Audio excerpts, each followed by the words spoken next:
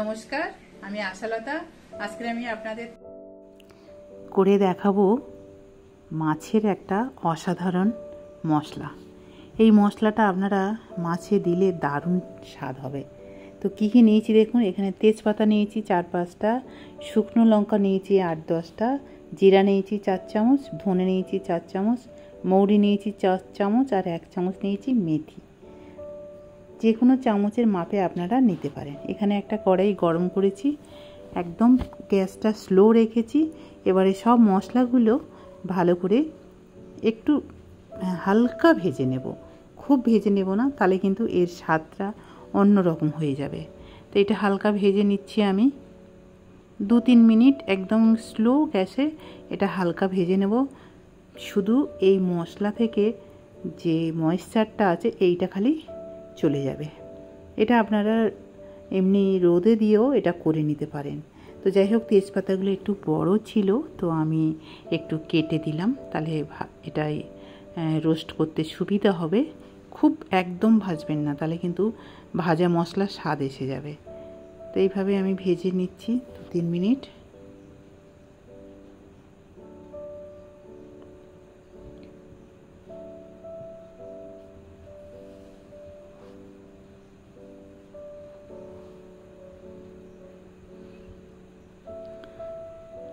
একদম যেন কড়াইতে লেগে না যায়। তো এটা ভাজা হয়ে গেছে, এবার একটু ঠান্ডা করে নিতে হবে। তো ঠান্ডা করার জন্যে আমি এই প্লেটে ঢেলে নিচ্ছি, নিয়ে একটু ঠান্ডা করে নেব।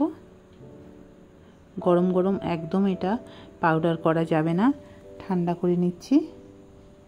এটা ঠান্ডা হয়ে গেছে, এবার এটা মিক্সির জারে নিয়ে নিচ্ছি। আপনারা এটা শিলেতেও এটা গুঁড়ো করে নিতে পারেন।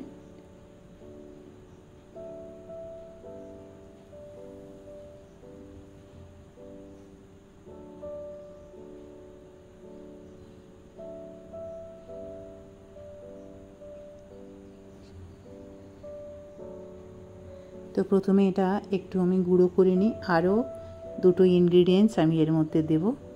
দেখুন গুঁড়ো হয়ে গেছে। এবার দিয়ে দিচ্ছি আমি হলুদ, 2 চামচের মতন হলুদ দিলাম। আর এখানে আমি কর্নফ্লাওয়ার দেব। কর্নফ্লাওয়ার দিলে কি হবে, এই মশলাটা অনেক দিন ভালো থাকবে।